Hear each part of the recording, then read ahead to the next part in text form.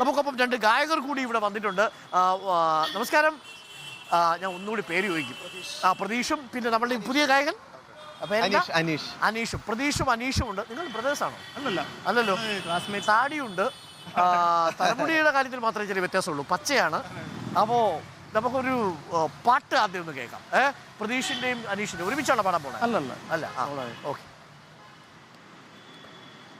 സുറുമയെഴുതിയ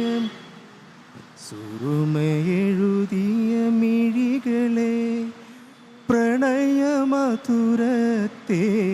തുളുമ്പും സൂര്യകാന്തി പൂക്കളെ സുറുമയെഴുതിയ മിഴികളെ പ്രണയമധുരത്തേൻ തുളുമ്പും സൂര്യകാന്തി പൂക്കളെ സുറുമയെഴുതിയ മിഴികളെ.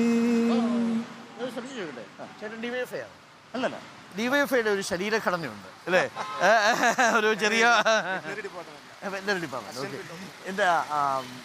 എന്താ ചെയ്യുന്നത്? ഞാനൊരു സ്കൂൾ അധ്യാപകനാണ്. പാർട്ടിയൊന്നും അങ്ങനെയില്ല. ഹൈസ്കൂളല്ല, LP. ഏത് വിഷയം പഠിപ്പിക്കുന്നത്? എല്ലാ വിഷയമാവാം. എല്ലാ വിഷയം പഠിപ്പിക്കണമല്ലോ LP-യിൽ. എങ്ങനെയുണ്ട്? കുറുമ്പന്മാരാണോ?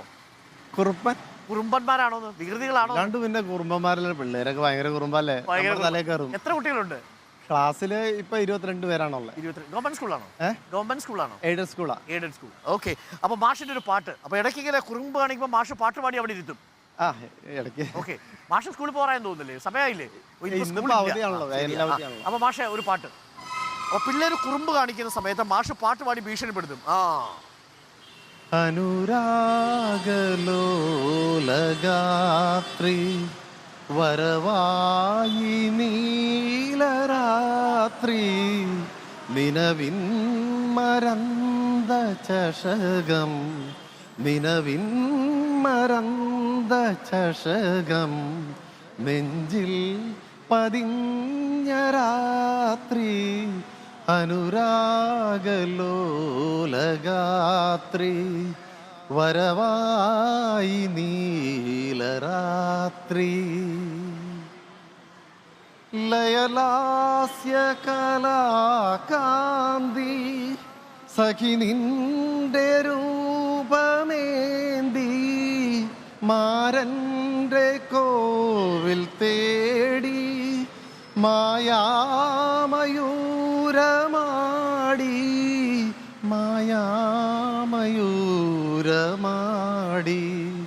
ഒളി തേടി നീലാപ്പൂക്കൾ ഒളി തേടി നീലാപ്പൂക്കൾ വീഴുന്നു നിന്റെ കാൽക്കൽ അനുരാഗലോലഗാത്രി വരവായി നീലരാത്രി. ഈ പാട്ട് കേട്ടപ്പിന്നെ അങ്ങനെ പിള്ളേർ അടങ്ങി കയറിയിരിക്കുന്നത്. ഒരു സംശയം ചോദിച്ചോട്ടെ, ഈ പണ്ട് ഈ സ്കൂളിലെ LP സ്കൂളിലൊക്കെ ഞങ്ങളൊക്കെ പഠിക്കുന്ന സമയത്തും അതിനുശേഷമൊക്കെ ഉള്ള ഈ സാങ്കല്പിക കഥകളാണ് പലതും. നന്നായിട്ട് പാടുന്ന മാഷന്മാരും നന്നായിട്ട് പാടുന്ന മാഷന്മാരെ സ്നേഹിക്കുന്ന ടീച്ചർമാർ ആ സ്കൂളിൽ കാണുന്ന ശരിയാണോ? അന്നാണോ ഇന്നാണോ? എല്ലാ കാലത്തും. അല്ല, ടീച്ചർമാരെ എപ്പോഴും അവർക്ക് സ്നേഹമാണ്. ഇപ്പൊ കുറച്ച് ഹൈപ്പറാണ് കുട്ടികൾ, ഇപ്പോഴത്തെ ഒരു ജനറേഷൻ. അതുകൊണ്ട് ഇത്തിരി ഓട്ടവും ചാട്ടവും ബഹളം കുസൃതിയും കൂടുതലാണെന്ന്. അവർക്ക് എപ്പോഴും ടീച്ചർമാരോടും ബഹുമാനവും സ്നേഹമാണ്. അന്നും അതെ, ഇന്നും അതെ. ശരി. അപ്പൊ ഞങ്ങൾ വടിയൊന്നും എടുക്കാത്തതുകൊണ്ട് ഞങ്ങളോട് കൂടുതൽ സൗഹൃദമുണ്ട്. ഞങ്ങളുടെ കൂട്ടുകാരെ പോലെയൊക്കെ ഞങ്ങൾ ഫ്രണ്ട്സ് ആണ് കുട്ടികൾ. അപ്പൊ മണ്ഡലത്തിൽ എങ്ങനെയാ വോട്ടർമാർ ആർക്കെതിരെ വടിയെടുക്കും അല്ലെങ്കിൽ ആർക്ക് അനുകൂലമായിട്ട് വോട്ടിടും? വോട്ട് എന്ന് പറഞ്ഞാൽ അതിപ്പോ രഹസ്യമാണല്ലോ പറയാൻ. അല്ല, ആർക്കാണ് ഒരു വിജയ സാധ്യത ഈ രാഷ്ട്രീയ വർത്തമാനത്തിൽ നിന്ന് മനസ്സിലാക്കുന്നത്? LDF UDF നല്ല പവർഫുൾ ആണ് കാൻഡിഡേറ്റ്സ്. രവീന്ദ്രനാഥ് മാഷ് നല്ലതാണ്. മാഷ് നല്ലതാണ്. പഴയ വിദ്യാഭ്യാസ മന്ത്രിയാണല്ലോ, നല്ല പ്രവർത്തനങ്ങൾ കാഴ്ചയുണ്ട്. അതുപോലെ തന്നെ ബെന്നി ബെഹനാനും അതെ. ഇത് ഒരു സാധ്യത ആർക്കാ ഉള്ളത് ഇപ്പോൾ ഈ 3 റൗണ്ട് കഴിയുമ്പോൾ? സാധ്യത 50-50 ഞാൻ.